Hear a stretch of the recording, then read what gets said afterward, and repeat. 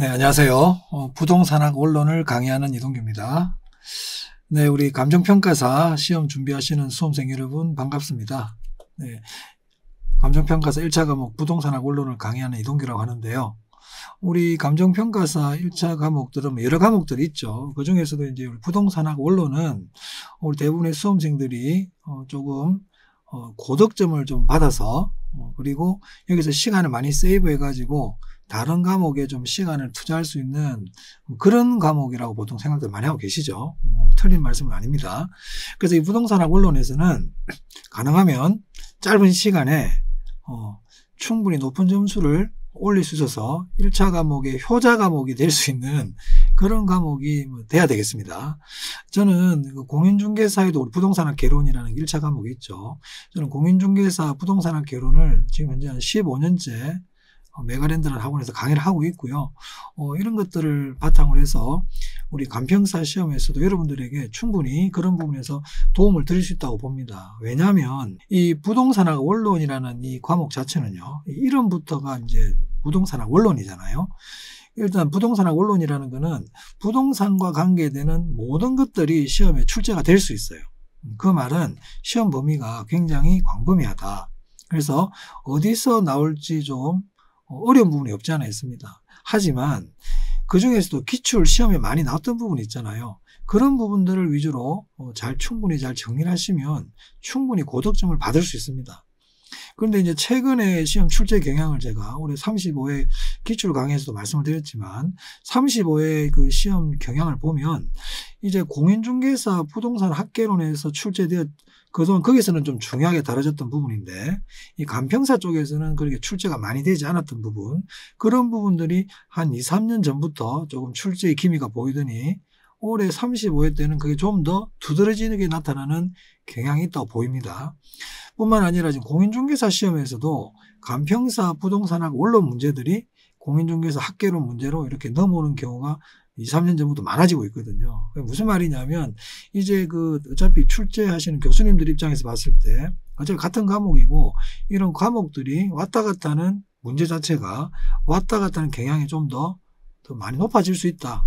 그럴 수 있다 보거든요. 왜냐하면 부동산학 원론이 1차 감평사 시험에 1차 과목에 들어온 게 불과 10년이 안 됩니다. 10년이 안 되다 보니까 지금까지는 나왔던 부분에서 반복적으로 이제 문제가 나오고 있었죠. 중요한 부분에서만. 근데 이제는 좀 더 범위를 넓혀가지고 그 범위를 좀 넓힐 수 있다 보는데 그때는 좀 공인중개사에 출제됐던 문제들도 이렇게 출제가 되지 않겠나 이런 생각이 좀 듭니다. 하지만 여러분들은 크게 걱정하지 않으셔도 됩니다. 제가 충분히 공인중개사 시험 중요한 부분이라든지 그리고 우리 학원론에서 중요한 부분들을 다 파악을 하고 있기 때문에 여러분들은 저만 믿고 1년 동안 꾸준히 같이 따라와 주신다면 저는 최소한 75점 정도는 충분히 받을 수 있지 않겠나 이런 생각이 듭니다. 자, 그리고 이제 부동산학 원론을 공부하실 때 부동산학 원론뿐만 아니라 1차 과목 특히 우리 객관식 시험을 준비할 때는 거의 똑같다 봅니다. 많은 걸 알려고 하실 필요는 없습니다. 많은 걸 다 알려고 하지 마시고요. 중요한 부분 있죠. 중요한 부분을 정확하게 하는 게 꼭 필요합니다. 우리가 나무를 넘어뜨릴 때 여기 패고 저기 패고 군데군데 나무를 도끼로 찍는다고 그래가지고 나무가 넘어지지 않습니다. 한 군데 중요한 부분을 계속 거기다 도끼질을 했을 때 나무가 넘어지듯이 제가 수업 시간에 중요하다고 말씀드리는 그런 부분들을 잘 정리해 두셨다가 그 부분을 5번, 6번 반복해서 보고 그리고 시험장에 갔을 때는 그 지식을 가지고 문제를 보자마자 답 OX를 판단할 수 있을 정도로 그런 충분한 훈련이 되어야 됩니다. 그래서 이런 것들은 제가 수업 중에도 그때그때 공부 강의를 진행하면서 필요한 것들은 그때그때 말씀을 드릴 테니까요. 여러분들이 이제 첫 수업인데 저와 같이 저를 믿어주시고 따라오신다면 충분히 좋은 결과가 있을 거라고 저는 확신합니다. 자, 그러면 먼저 한번 우리 교재 있죠? 교재를 한번 보시고요. 또 수업 중에도 우리 공부하는 데 필요한 게 있으면 그때그때 제가 또 필요한 사항을 말씀드리겠습니다. 자, 먼저 목차를 한번 볼게요. 목차를 보시면 1편부터 쭉 10편까지 이렇게 부동산학 원론이 이루어져 있죠. 그리고 이 1편부터 10편까지의 중요한 부분들은 그 각 파트 강의할 때마다 제가 필요한 것들은 그때그때 말씀을 드릴 테니까 그런 것들을 잘 정리해 두시면 될 것 같습니다. 자, 그럼 먼저 제1편인 부동산학 총론부터 한번 보도록 하겠습니다. 네, 교재 8페이지 보시면요. 부동산 총론이 나옵니다. 자, 먼저 부동산 총론을 먼저 보시면 부동산학의 성격과 지도 이념이라는 게 나오는데요. 자, 여기 보시면 먼저 부동산학의 정의라고 나와요. 네, 부동산학의 정의. 자, 부동산학이라는 게 뭘까요? 부동산학은 쉽게 생각하면 부동산에 대한 공부죠. 부동산에 대한 연구를 우리가 부동산학이라고 그럽니다. 자, 그럼 이 부동산학은 다른 학문에 비해서 가지고 있는 특성이 있어요. 그래서 부동산학에서는요, 이번에 나오는 부동산학의 학문적 성격이라고 있죠. 이 부분 별표하겠습니다. 자, 부동산학은 거기 보시면 종합과학이고 응용과학이고 사회과학이고요. 그리고 여기 하나만 더 적어 주실래요? 네, 구체적 학문이에요. 구체적 학문. 그래서 종합, 응용, 사회과학이면서 구체적 학문이다. 이 네 개는 암기해 주셔야 됩니다. 암기. 그러면 종합과학이라는 게 뭐냐? 굳이 뜻은 알 필요 없어요. 종합과학이라는 거는 여러 학문을 모아둔 거를 우리가 종합과학이라고 그래요. 이 부동산학은 1970년대부터 우리가 이제 대학교에 부동산학과가 생기면서 학문으로 자리를 잡고 있는데 실제로 이 부동산학은 여러 학문들을 모아둔 그런 학문이라고 볼 수 있어요. 그래서 부동산학 안에는 법학이라든지 경영학, 경제학, 건축학 이런 여러 학문들이 섞여 있습니다. 그래서 부동산학은 종합과학이다. 자, 그리고 부동산학은 응용과학입니다. 응용과학이라는 거는 응용과학의 반대말이 순수과학이거든요. 순수과학이라는 거는 그냥 그 학문 그 자체로서의 의미를 가지고 있는 거라 보시면 돼요. 뭐 예를 들어 수학이라든지, 그죠? 뭐 물리학이라든지 이런 것들이 있잖아요. 그런 학문들을 순수 학문이라고 그래요. 근데 이러한 학문들이 인간 생활에 적용이 될 때 그런 학문들을 우리는 응용 학문이라고 그러거든요. 그래서 우리가 부동산학의 성격을 얘기할 때는 인간이라는 개념을 항상 생각하고 있어야 돼요. 그래서 부동산학 그러면 인간과 관계되는 학문이다. 그래서 학문 그 자체로서 끝나는 게 아니고 인간 생활에 응용하기 위한 학문이다. 그래서 응용과학이고 순수과학은 아니라는 걸 기억해 주셔야 돼요. 자, 그 다음 사회과학입니다. 사회과학이라는 게 뭔가요? 역시 인간과 관계되는 학문이죠. 사회과학의 반대말이 자연과학이죠. 그죠? 그래서 부동산학은 사회과학이지 자연과학이 아닙니다. 경험, 실전, 규범 이런 거는 굳이 안 보셔도 됩니다. 그 다음 구체적 학문의 반대말이 추상적이고요. 가상적인 거죠. 그럼 부동산학은 추상적, 가상적 학문이 아니라 구체적인 학문이라는 겁니다. 그래서 그 위에 보시면 지금 자연과학, 순수과학, 추상적 학문이 아니라고 되어 있잖아요. 여기 중요합니다. 종합응용 사회과학이고 구체적 학문이라는 것도 중요하지만 자연, 순수, 추상적 학문이 아니다. 여기를 꼭 이렇게 잘 체크해 두시고 기억해 주세요. 아시겠죠? 부동산학의 성격 봤습니다. 자, 그 다음 그 밑에 보시면 경제주체라는 게 나옵니다. 경제주체. 우리가 경제주체가 시험에서 경제주체가 뭡니까? 이런 걸 대놓고 묻지는 않습니다. 하지만 경제주체가 뭔지를 알아야만 우리 부동산학 원론을 전반적으로 공부할 때 도움이 될 수 있고 책을 읽을 수가 있어요. 자, 경제주체는 크게 공적 주체와 사적 주체로 나눌 수 있어요. 공적 주체는 공공을 얘기하고요. 제1섹터라 그래요. 그리고 사적 주체는 민간이라고도 그러고 시장이라고도 그러고요. 제2섹터라고 그럽니다. 그럼 공적 주체에 해당하는 대표적인 게 정부, 지자체, 공사인데요. 자, 여기 공사는 하나 동그라미 해놓고 여기 별표 하나 딱 하고요. 공사는 공적 주체죠. 우리 한국토지주택공사라든지 한국주택금융공사 같은 공사 있죠. 공적 주체고요. 사적 주체는 개인, 기업, 조합이죠. 이 조합 동그라미하고 별표 하나 해두겠습니다. 조합은 사적 주체입니다. 재건축조합, 재개발조합, 농업협동조합, 산림조합 이런 조합들은 다 사적 주체이다. 민간에 해당합니다. 자, 그런데 여기 제3섹터라고 있죠. 제3섹터는 또 별표 한번 해볼까요? 제3섹터는 공적 주체와 사적 주체가 둘이 공동으로 뭔가 사업을 할 때 그걸 제3섹터라 그럽니다. 자, 그래서 경제주체, 공적 주체, 사적 주체, 제3섹터. 사적 주체는 조합에 들어가고 사적 주체를 시장이라고도 한다. 뭐 이런 것들을 정리하시면 될 것 같습니다. 자, 경제주체까지 봤고요. 자, 그 다음 부동산학의 접근 방법입니다. 자, 이 부동산학의 접근 방법은 여기 이렇게 네모를 다 할게요. 제가 앞으로 강의를 하면서 이렇게 네모를 하라는 경우가 있거든요. 이렇게 네모를 하는 경우는 우리가 좀 알아야 될 하나의 테마라 보시면 돼요. 그래서 부동산학 접근 방법은 우리가 공부를 해야 될 부분이다. 자, 그러면 부동산학의 접근 방법이 뭐냐? 접근 방법은 연구 방법입니다. 부동산학을 연구하는 방법입니다. 그럼 부동산학을 연구하는 방법은 많겠죠. 그래서 안이라 들어가 보면 그 밑에 많은 연구 방법이 있습니다. 자, 근데 여기서 종합식 접근법 있죠. 네, 여기 별표하겠습니다. 종합식 접근법. 자, 그리고 그 밑에 의사결정 접근법이 있습니다. 의사결정 접근법 별표하겠습니다. 이 두 개는 꼭 아셔야 됩니다. 이 두 개는. 자, 그러면 종합식 접근법 볼 텐데, 종합식 접근법을 하기 전에, 자, 부동산에 3대 측면이라는 게 있습니다. 부동산의 3대 측면. 이 부동산의 3대 측면은 여러분들이 아셔야 됩니다. 뒤에 가면 나올 건데 미리 말씀을 드리는 거예요.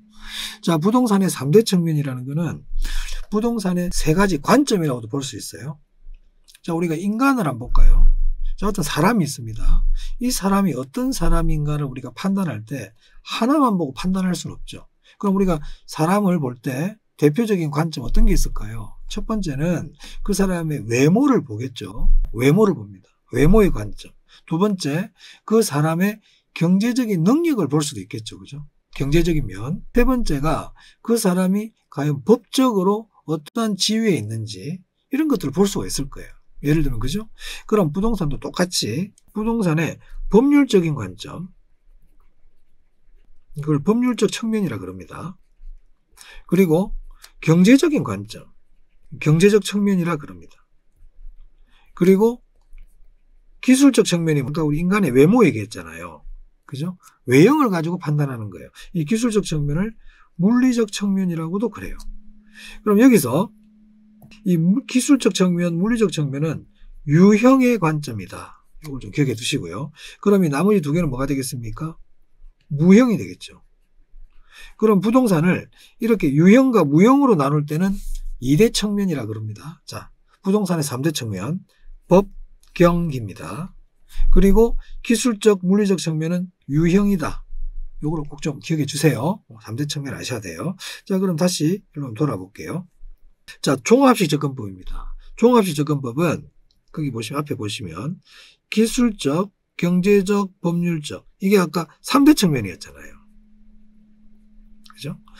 이 3대 측면을 모두 고려한 연구 방법이에요. 3대 측면을 모두 고려한 연구 방법을 종합식 접근법이라 그래. 이렇게 3대 측면을 모두 고려한 거를 복합 개념이라 그러거든요. 나중에 복합 개념 나옵니다. 그래서 종합식 접근법 그러면 복합 개념식 접근법이라든지 3대 측면을 모두 고려한 접근법, 이렇게 기억을 해 두셔야 돼요. 이게 키워드예요. 키워드. 이 두 개는 기억하자. 자, 그 다음 의사결정 접근법입니다. 의사결정 접근법. 자, 의사결정 접근법은 항상 이름이 참 중요합니다. 여러분, 우리 학원론 같은 경우는 많은 용어가 나오거든요. 그럼 여러분, 우리가 공부를 할 때 그냥 제 강의만 듣고 그냥 쭉 이렇게 듣는 거는 수동적인 학습이에요. 그런 수업들은 내가 그때는 알 것 같지만 지나고 나면 휘발성이 강합니다. 금방 잊어먹습니다.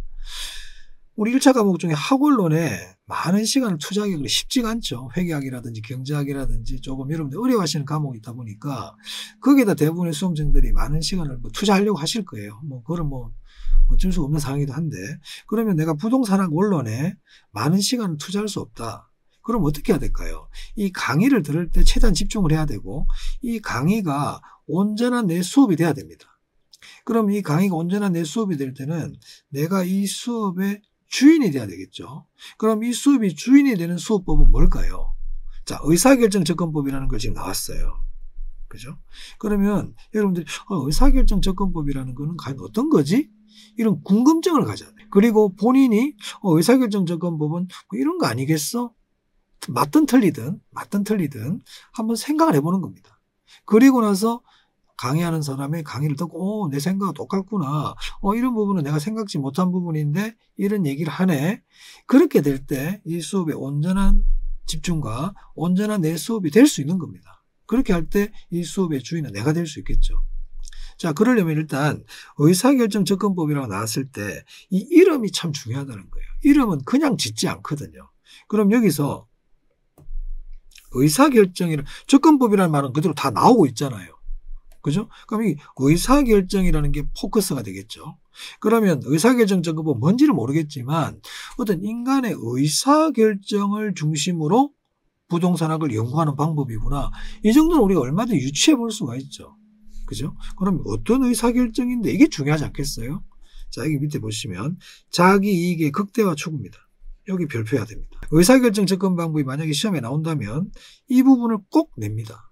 지금까지 우리 간평사 쪽에서는 지금까지 안 다루고 있습니다. 안 다루고 있지만 나올 수 있어요.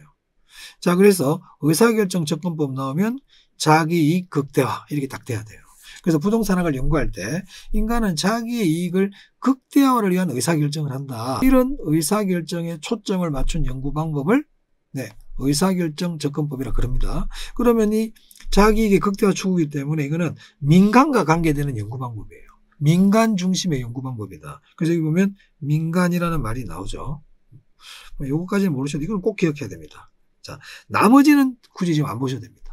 나머지는 굳이 안 보셔도 되는데, 자, 하나만 더 본다 그러면 6번의 행태과학적 접근법 보겠습니다. 자, 이 행태과학적 접근법은 인간의 행태를 중심으로 연구하는 방법이에요. 인간 행동 상태를 중심으로.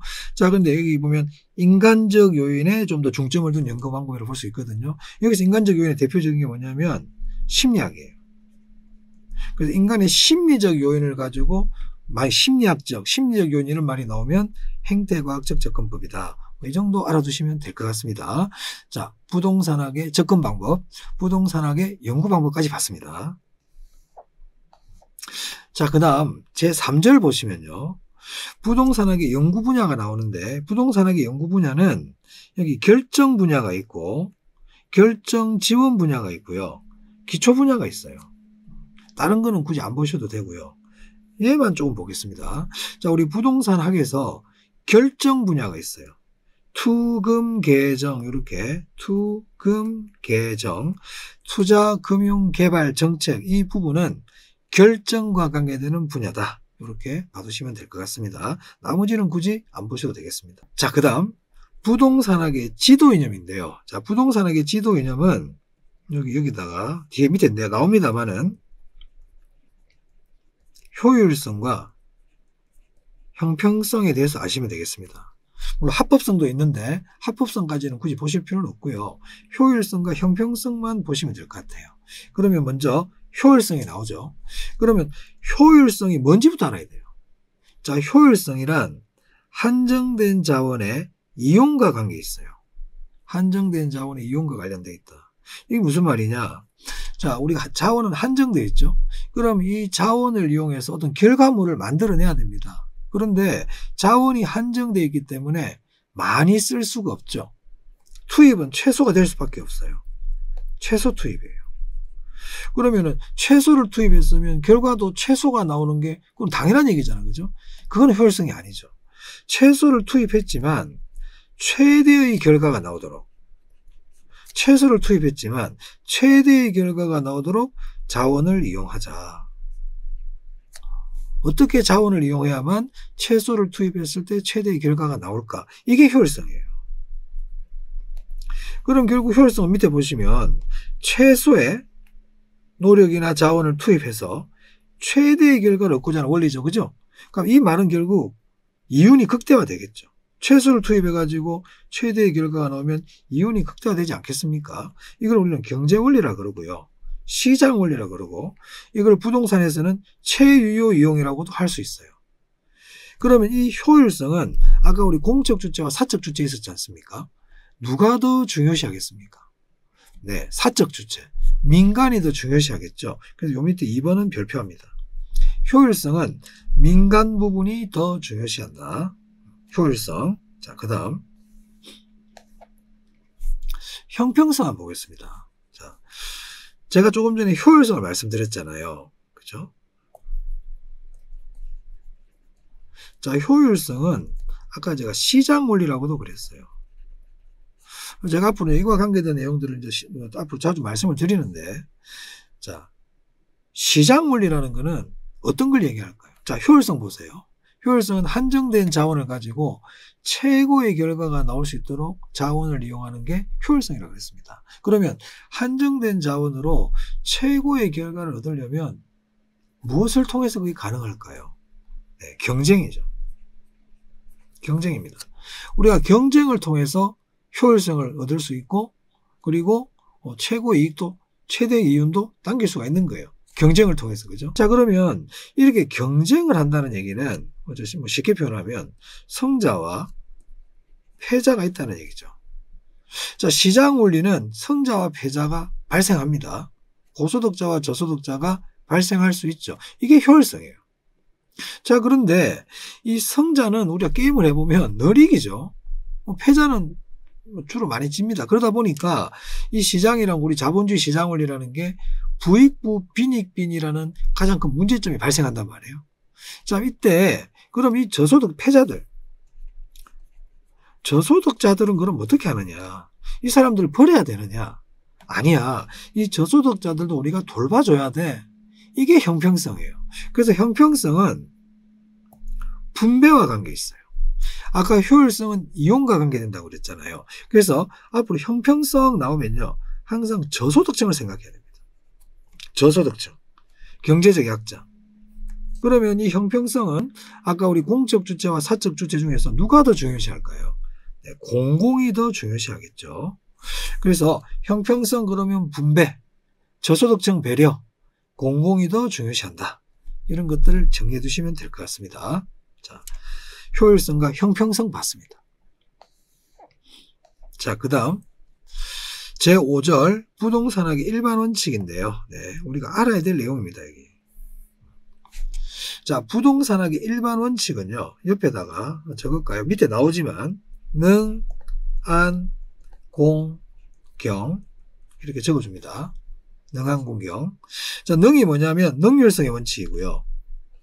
안이 안전성의 원칙이고, 공이 공정성의 원칙이고요. 경이 경제성의 원칙입니다. 그래서 부동산학의 일반 원칙입니다. 능, 안, 공, 경. 그리고 여기 보면 최유효 이용의 원칙이라고 있죠. 네, 여기 별표 하나 할게요. 제가 이걸 별표로 한 이유는 최유효 이용의 원칙을 알아라고 별표한 게 아니고요. 이 최유효 이용의 원칙은 능률성의 원칙과 관계 있다는 거예요. 능률성의 원칙과 관계 있습니다. 자, 우리 능률성의 원칙은 소유활동의 능률화, 그 밑에 보면 거래활동의 능률화 이렇게 나와 있는데 이거는 굳이 모르셔도 좋아요. 하지만 능률성의 원칙 안에 최유효 이용의 원칙이 있다. 요거는 기억해 주시고. 자, 그리고 나중에 우리 밑에 가면 또 권리 분석할 때 나오는데요. 지금 나온 김에 이거는 부동산학의 일반 원칙이잖아요. 권리 분석의 원칙이 있어요. 권리 분석의 특별 원칙이라고 있습니다. 이거는 부동산학의 일반 원칙이고요. 자, 권리 분석의 원칙이에요. 능, 안, 탐, 정입니다. 능한, 탐정. 능률, 안전, 탐문, 정거입니다. 그래서 같이 헷갈리지 않도록 정리해 두세요. 이건 뒤에 가면 또 나와요. 권리분석 특별원칙 뒤에 가면 또 나오니까 그때 볼 텐데 일반 원칙 나온 김에 같이 한번 이름만 한번 비교해 봤습니다. 능한 공경, 능한 탐정. 자, 부동산학의 일반 원칙 봤고요. 자, 그 다음 부동산 활동의 속성입니다. 자, 부동산 활동의 속성은 우리 간평사 쪽에서는 그리 크게 중요하지 않다고 봅니다. 자, 부동산 활동은 자, 부동산 활동이 뭘까? 굳이 뭐 안 적으셔도 됩니다. 뭐 그냥 적으셔도 좋고 그냥 안 그러시면 안 적으셔도 크게 관계는 없어요. 자, 부동산 활동은 인간이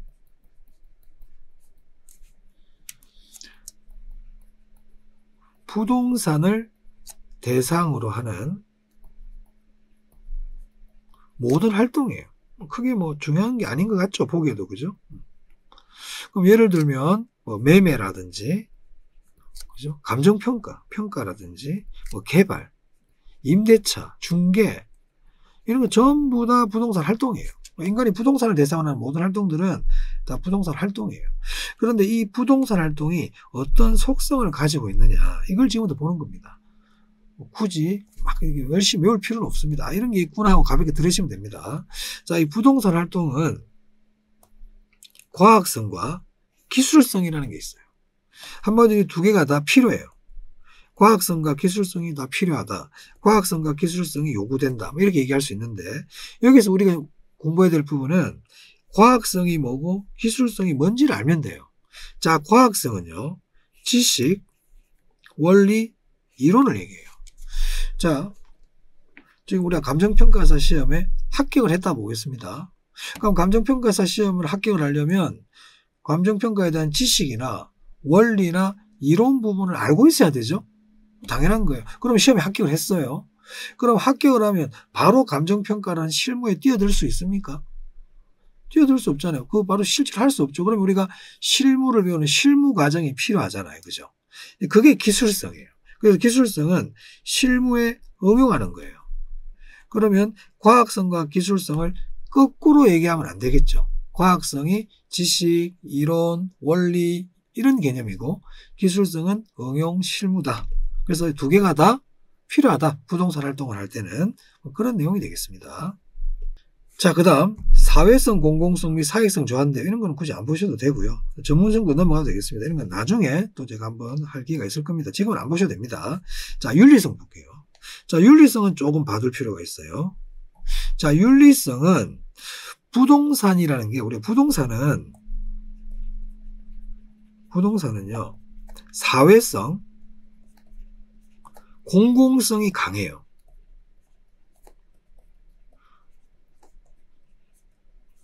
우리가 일반적인 동사는 사회성, 공공성이 강하지 않습니다. 내 차 내가 타고 다니죠. 내 책 내가 보는 책입니다.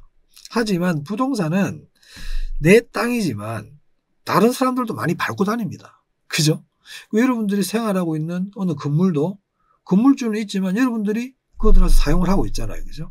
그래서 이 부동산은 사회성, 공공성이 강해요. 그래서 이렇게 사회성, 공공성이 강한 부동산을 다루는 활동이 부동산 활동이다 보니까 이 부동산 활동은 윤리성을 요구해요. 그래서 부동산 활동은 윤리성이 필요하다. 윤리성이 요구된다. 이렇게 얘기하거든요. 그러면 이 윤리성에는 이 네 가지가 있어요. 네 가지가. 고용윤리, 조직윤리, 서비스윤리, 공정윤리가 있는데 여기서는 이 세 가지 윤리 정도만 보시면 될 것 같아요. 자, 고용윤리 한번 보겠습니다. 고용윤리는 종업원을 기억합니다. 이 고용윤리는 종업원에게 잘해주라는 게 아니에요. 종업원을 관리, 감독하고 잘 교육시켜라. 종업원이 잘못을 하면 다른 사람, 고객들에게 피해를 줄 수 있다. 그렇기 때문에 고용주들은 이 종업원들을 잘 관리, 감독해서 피해를 막아야 된다. 이게 고용윤리입니다. 그래서 종업원의 관리, 감독이라는 말이 나오죠. 종업원. 자, 그럼 조직윤리는 뭐냐? 조직윤리는 동업자들끼리 지켜야 될 윤리를 얘기합니다. 동업자. 예를 들어서 감정평가사들끼리 지켜야 될 윤리라든지 동종업자들끼리 지켜야 될 윤리 있죠. 그런 거를 조직윤리라 그러고, 그래서 조직윤리는 수평적인 관계죠. 자, 그 다음 서비스윤리인데요. 얘는 조금만 더 신경을 쓸게요. 서비스윤리에서 하나를 기억할 거 뭐냐면 비의뢰인의 이익도 지켜줘야 된다. 자,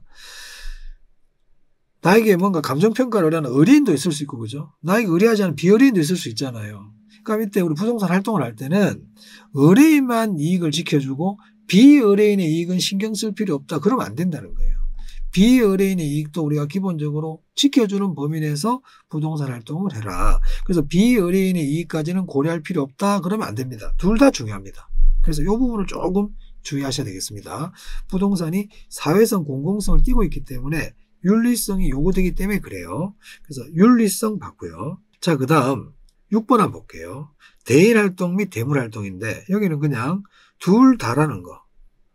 부동산 활동은 대인 활동이면서 대물 활동입니다. 미시라고 되어 있죠.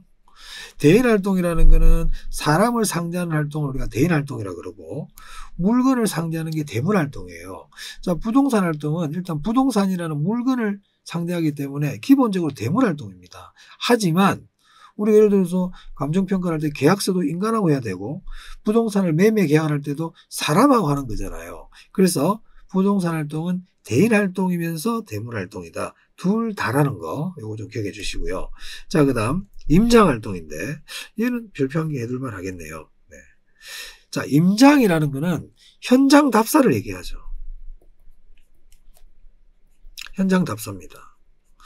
그러면 내가 토지를 개발한다든지, 토지를 평가한다든지, 토지를 매매한다든지, 토지를 중개한다든지 할 때는 반드시 현장에 가봐야 됩니다. 왜 가야 될까요? 부동산이 못 옵니다, 나한테.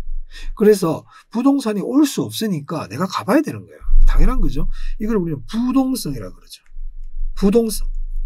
부동성 기억해야 됩니다. 자, 그럼 현장에는 사람 만나러 갑니까? 사람은 우리 사무실에서도 만날 수 있죠. 물건 보러 가죠. 그래서 임장활동은 대물활동이다. 그래서 임장활동, 부동성, 대물활동, 이렇게 기억하시면 될 것 같아요. 자, 부동산 활동의 속성, 나머지는 그냥 넘어가셔도 될 것 같습니다. 부동산 활동 속성 봤어요. 자, 그 다음 7절인데요. 자, 권리 분석입니다. 이 권리 분석은 우리 감정평가사 부동산 원론에서 좀 출제가 보통 2문제가량이 거의 매년 출제가 되고 있는데, 올해 시험에서는 출제가 안 됐습니다. 그래서 이 권리 분석 내용은 시험에 잘 나오는 부분만이라도 충분히 잘 알아두셔야 되겠다. 자, 그럼 권리 분석 보겠습니다.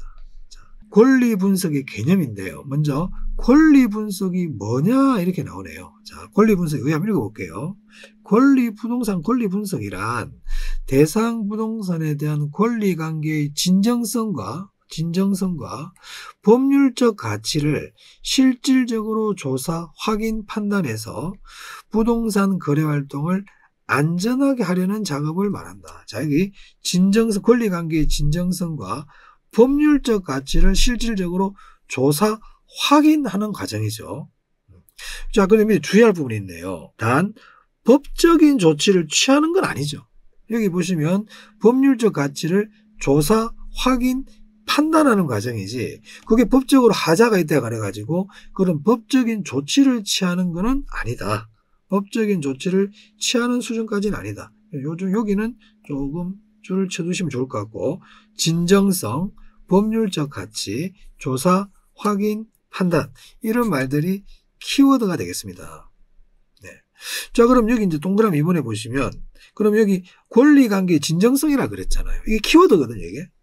이게 일단 키워드란 말이야. 그러면 권리관계의 진정성이 뭐냐? 권리관계의 진정성이란 권리관계에 하자가 없는 것을 말한다.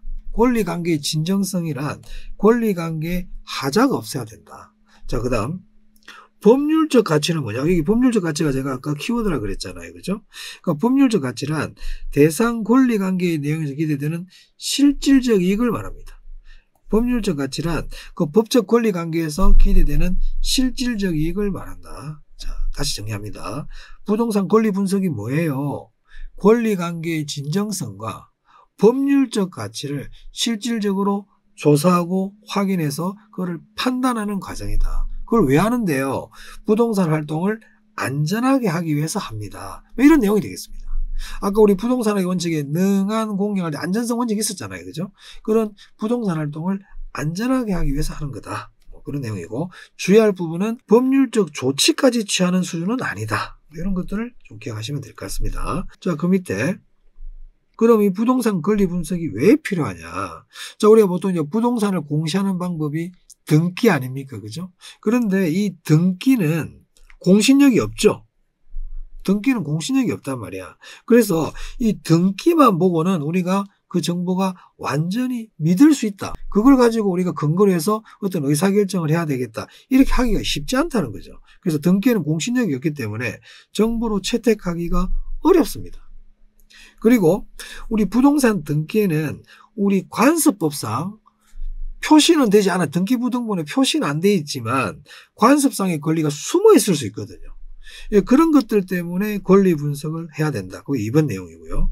자, 부동산 권리에는 사법 외에 공법상 규제가 있기 때문에 이런 것들을 관가할 수 없죠. 등기부등본 이런 게 잘 안 나타날 수 있잖아요. 그래서 등기부등본만으로는 공법상 규제까지 알 수가 없습니다. 그래서 이런 것까지 우리가 알아내기 위해서는 부동산 권리 분석을 해야 된다. 그러면 이런 내용들은 크게 어려운 내용이 없죠. 그럼 이런 것들은 우리 어떻게 공부해야 됩니까?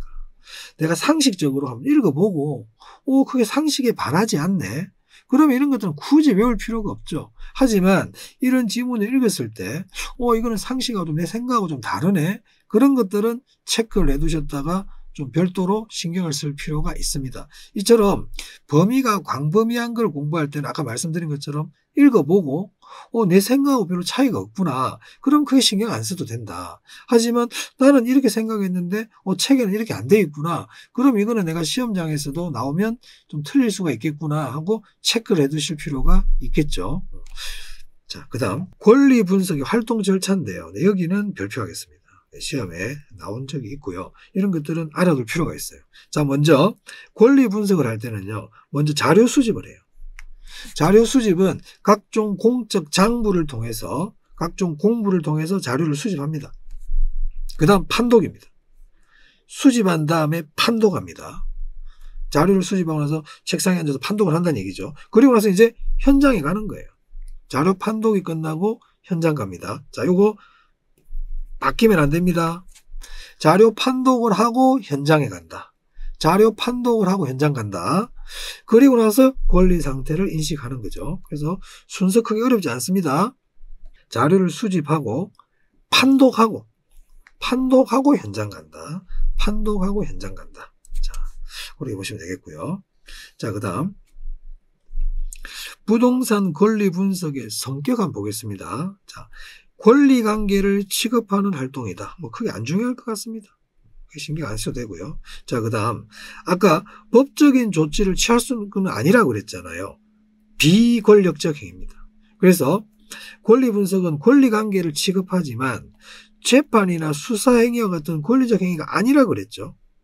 그래서 이 권리 분석은 권력과 행사되는 법적인 조치를 직접적으로 취할 수 있는 그런 건 아니다. 비권력적 행위다. 자, 그 다음 이런 것들은 조금 주의를 할 필요가 있겠죠. 자, 그 다음 사후 확인 행위네요. 사후입니다. 사후. 부동산 권리 분석은 대부분 이미 설정된 대상 부동산의 권리관계를 확인 판단하는 거지 그게 되기 전에 사전에 가서 조치를 취하는 게 아니죠. 이미 공부상에 나와 있는 권리관계를 판독해서 확인하는 과정이지 사전적으로 하는 건 아니다. 이런 것들도 조금 주의를 할 필요가 있겠습니다. 사후 확인이다. 자, 그 다음 주관성과 객관성인데요. 협의의 권리 분석, 좁은 의미의 권리 분석이겠죠. 그 대상의 권리관계가 추상적인 권리관계 분석이기 때문에 주관성이 강하지만 광의의 권리 분석의 경우는 부여된 객관적인 사실을 취급하므로 객관성이 있다. 자, 이거 좀 주의하셔야 되겠습니다. 자, 협의의 권리 분석은 추상적이라는 거죠. 추상적이고 주관이 강합니다. 하지만 광의의 권리 분석인 경우에는 객관적인 사실만을 취급하므로 객관성이 있다. 이건 뒤에 나올 거거든요. 뒤에 나오면 그때 제가 다시 한번 설명을 드리고 일단 여기서는 협의의 권리 분석은 추상적이고 주관적이다.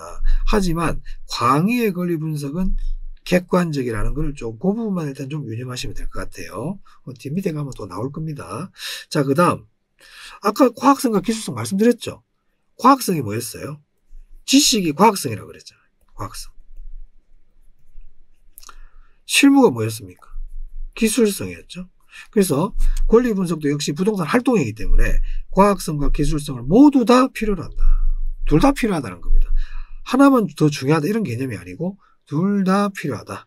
그래서 부동산 권리 분석의 성격 쭉 봤는데요. 여기 비권력적이라는 거, 사후 확인이라는 거, 그리고 주관성과 객관성이 모두 다 갖고 있는데 협의는 주관적, 추상적이지만 광의의 권리 분석은 객관성이 있다. 이런 것들을 보시면 될 것 같습니다. 자, 그리고 그 밑에 사회성, 공공성, 크게 어려운 내용이 아니죠. 아까 부동산 활동할 때도 이게 있었어요. 부동산 자체가 사회성, 공공성이 강한 재화이기 때문에 당연히 사회성과 공공성이 당연히 요구됩니다. 당연한 얘기죠. 자, 그래서 권리 분석의 성격 봤고요. 자, 권리 분석의 특별 원칙인데 여기는 또 조금 쉬었다 하도록 하겠습니다.